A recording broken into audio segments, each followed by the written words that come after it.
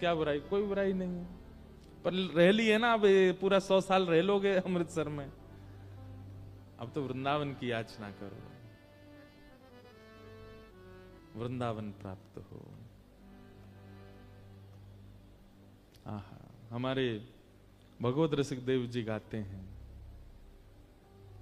हमारे वृंदावन में जब किसी के प्राण चले जाते हैं, स्वयं महादेव कहते हैं, बहुत ध्यान से सुनिएगा, स्वयं महादेव पार्वती जी को उपदेश करते हुए कहते हैं,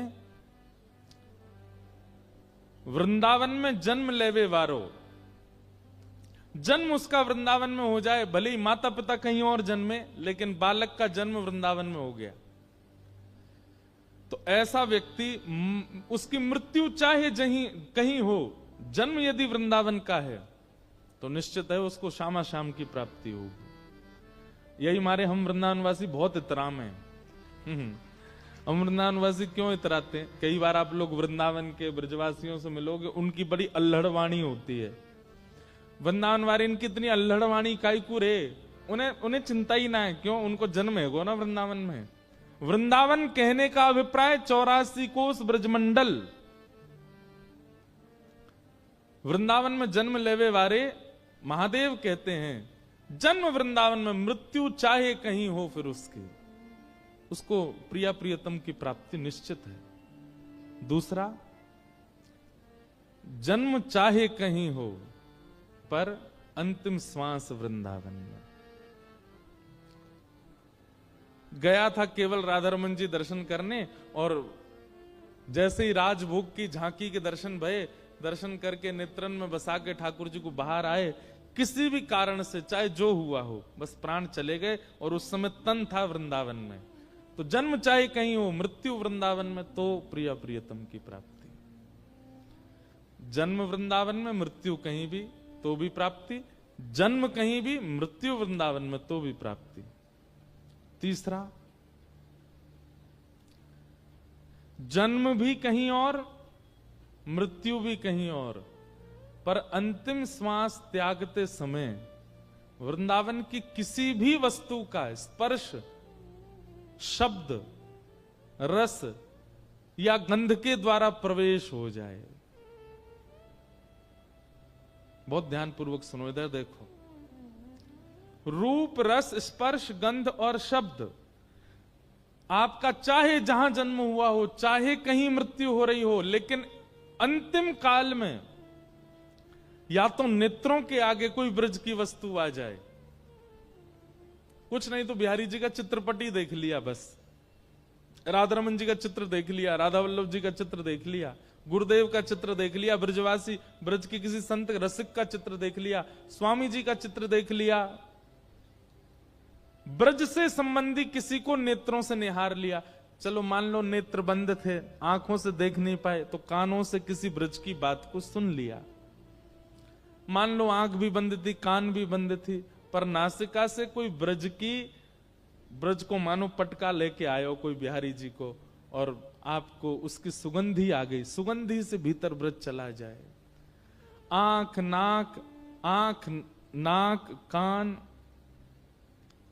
या फिर जीव, जिह्वा में कोई ब्रज का अंतिम कण आपके मुख में डाल दे अंतिम श्वास लेते समय, और या फिर कोई ब्रजवासी आकर के आपके तन का स्पर्श कर दे अंतिम श्वास में, तो भी प्रिया प्रियतम की प्राप्ति। जन्म वृंदावन में, मृत्यु कहीं भी, प्रिया प्रियतम की प्राप्ति।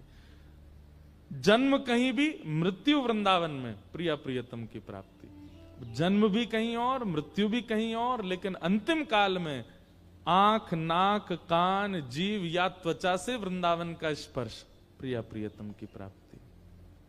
और चौथा और अंतिम, कुछ बचेगा अब कुछ बचा, एक और, जन्म भी कहीं, मृत्यु भी कहीं, और अंतिम काल में ब्रज की कोई स्पर्श वस्तु नहीं हुई, प्राण निकल गए, श्वास, अंतिम श्वास निकल चुकी है, अर्थी बंध चुकी है, 4 लोगों ने कंधे पर उठा लिया है, शमशान जा रहे हैं, शव को निला करके चिता पर रख दिया गया है, और मुखाग्नि दे दी गई है, और उस मुखाग्नि होती हुई का कोई ब्रजवासी दर्शन कर ले तो भी प्रिया प्रियतम की प्राप्ति। या हमारे ब्रजवासी अल्लड़ हो मैं, क्योंकि उनको तो महाराज ठाकुर जी ने ठोक में अपने चरण प्रदान कर रखे हैं। इसलिए भैया कभी कभी ब्रजवासियों से ये प्रार्थना कर लिया करो कि हमें ब्रज मिले, ये तो श्री जी की कृपा से होगा, पर जब हमारे प्राण जा रहे हो ना, भले ही श्री जी ना आवे, भले ही ठाकुर जी नहीं आवे, कोई ब्रजवासी आ जाए, वास्तव में वो हमको निहार ले बस। श्री भगवत रसिक देव जी ये पद गाते हैं, ये पद याद कर लीजिए और नित्य अपने ठाकुर जी को एक ना करताल ले लीजिए, एक मंजीरा, छोटे छोटे, ज्यादा तेज आवाज कान फोड़ा वाले नहीं, छोटे छोटे। अब वो जो कीर्तन में उत्तान बजाते हैं वो एक अलग विषय है, पर अपने ठाकुर जी की निज सेवा के लिए एक छोटे छोटे करताल ले लो और नित्य अपने ठाकुर जी के आगे वो करताल धीमे धीमे बजा करके और ये पद गाया करो। बाकी के सारे पद ठाकुर जी की राजी के लिए, अपनी जिज्ञासा के लिए इस पद को गाओ। श्री भगवत रसिक देव जी का पद। भाग्य बड़ो वृंदावन पायो, भाग्य बड़ो वृंदावन पायो। अब तो परंपरा नहीं रही है, लेकिन हमारे ब्रज की परंपरा रही है कि ब्रज में जिसके भी प्राण जाते हैं सब लोग ढोल करताल मृदंग लेकर के शमशान जाते हैं और जितनी देर उसकी मुखाग्नि की क्रिया चल रही होती है वहां बैठ करके सब इस पद को गाते हैं। पर अब ये धीरे धीरे परंपरा दोबारा आ रही है। मैंने अभी पिछले कुछ दिनों में कुछ वैष्णव भक्तों के अंतिम दर्शन के लिए मैं गया और वहां बैठ करके रसिक जन इस पद को गा रहे हैं। हम नहीं बताएंगे तो कौन बताए, आप लोगों को पता होना चाहिए। और हम एक बात कह दें, कोई अतिशयोक्ति नहीं, देखो जाना सबको है, इससे भयभीत मत होइए। अमृतसर में भी अगर कभी कोई वैष्णव भक्त के भगवत धाम गमन हो ना, भले ही सब लोग विचलित हो रहे हो, भले ही सब लोग किसी भी स्थिति में हो, उस समय इस भाव को कोई समझेगा नहीं, पर आप कृपा करके उस जीव पर कृपा करना जो गया है, एक कोने में बैठ के इस पद को गा देना। क्या पता इस पद की कृपा से कोई भाव में उसको वृंदावन प्राप्त हो जाए।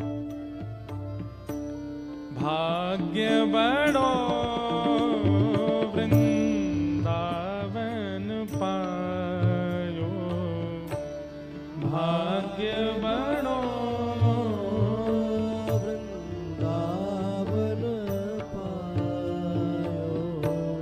भाग्य बड़ो वृंदावन पायो, भाग्य बड़ो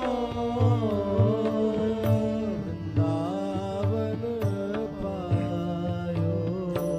जारज को सुर नर मुनि वंचित, जारज को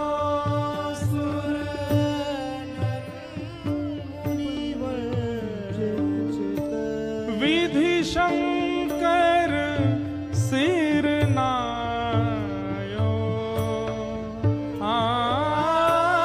विधि शंकर सिर नायो, नायो।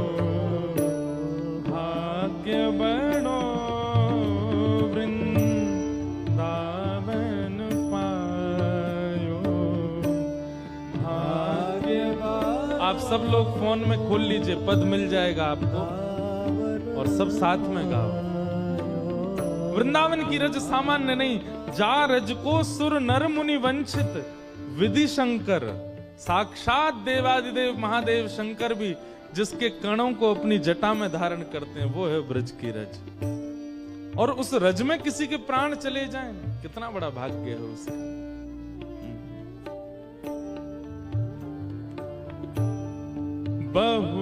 बहुतक युग या रजा बिन बीते, बहुतक युग या बिन बीते।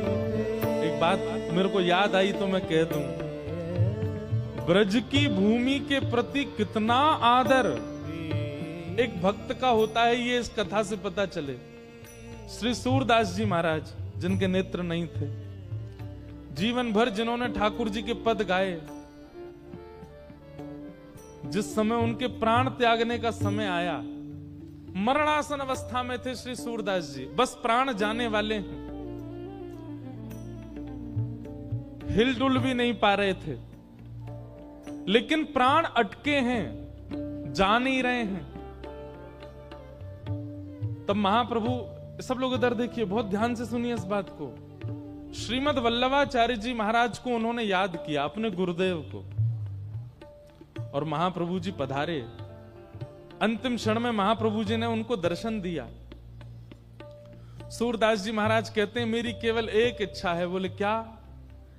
मैंने जीवन भर कभी ब्रजमंडल को, ठाकुर जी को अपनी पीठ नहीं दिखाई। जैसे ठाकुर जी के सामने कभी प्रणाम करके अगर बाहर आना हो ना, तो ऐसे उल्टे नहीं आना चाहिए, थोड़ा तिरछा आना चाहिए, ठाकुर जी को पीठ नहीं दिखानी चाहिए। लेकिन सूरदास जी बोले, आज मैं क्या करूं, आज मेरी पीठ नीचे है, ऐसे लेटे थे ना, और मैं ब्रज भूमि को, पीठ मेरी जा रही है, मैं ऐसे प्राण नहीं त्याग पाऊंगा, मैं सुख से प्राण तब त्याग पाऊंगा, कोई मुझे करवट दिला के मेरा मुख पृथ्वी की ओर कर दो।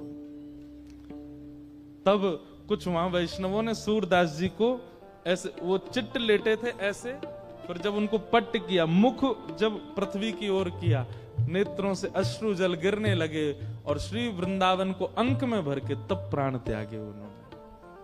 वृंदावन को अपनी पीठ नहीं दिखाऊंगा। कितना प्रेम वृंदावन के उस भूमि के प्रति है।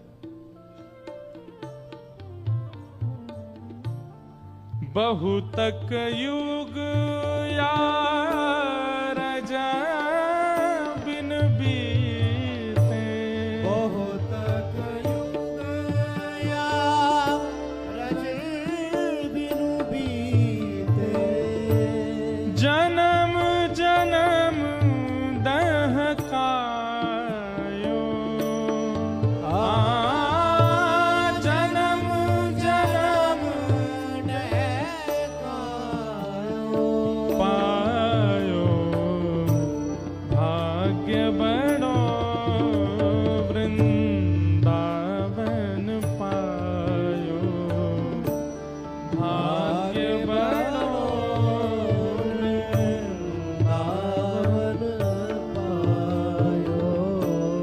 सूरज अब कृपा कर दीनी, सूरज अब कृपा कर दीनी, अब है निशान बजायो, अब है निशान बजायो, अब है निशान बजायो को मतलब, और कहीं प्राण निकलते हैं ना तो आत्मा भयभीत होकर के प्राण त्यागती है, लेकिन जब वृंदावन में प्राण जाते हैं ना तो आत्मा परम आनंद में होकर के प्राण त्यागती है, अभय हो जाती है आत्मा। जब उसे पता चलता है कि मेरे प्राण, मैं इस देह का त्याग वृंदावन में कर रही हूं, वो आत्मा अभय हो जाती है। अभय निशान बजायो, अब है निशान बजायो, पायो भाग्य बड़ो वृंदावन पायो, भाग्य बड़ो वृंदावन पायो।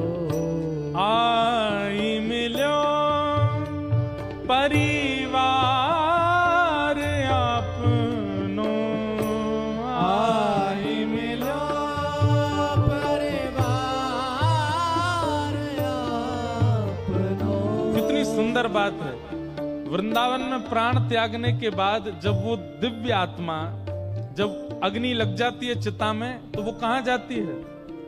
निज वृंदावन में प्रवेश कर जाती है। कहां? निज वृंदावन। निज वृंदावन में यहां लिखा है आई मिलो परिवार आपनो। कोई अपने परिवार को छोड़ करके गया, वो ये कैसे कह सकता है कि अब मुझे परिवार मिला? वृंदावन में प्राण त्यागने वाला माता पिता गुरु पत्नी बच्चे आदि इन सब का त्याग तो करता है, लेकिन फिर वो जिस स्थान पर जाता है वहां उसको पता है कौन मिलते हैं? भक्तिमती मीराबाई वहां बैठी मिलती हैं, श्री सूरदास जी महाराज बैठे मिलते हैं, स्वामी श्री हरदास जी महाराज बैठे मिलते हैं, श्री हरवंश महाप्रभु बैठे। जिन जिन ने वृंदावन को गाया वे सब उसको मिलते हैं और अब वे ही उसका परिवार हो जाते हैं। महाप्रभु जी, स्वामी जी, ये सब जिन भक्तों के हम चरित्र सुन रहे हैं, ये सब उसको अपना लेते हैं। अरे भैया वृंदावन से कोई आयो, आओ आओ आओ, या कोई हृदय से लगाओ। और हृदय से वे नहीं लगाते, आगे लिखा है हरि हंस कंठ लगायो। हाँ, हरि हंस कंठ लगायो, भाग्य बनो वृंदावन पायो, भाग्य बनो वृंदावन पायो।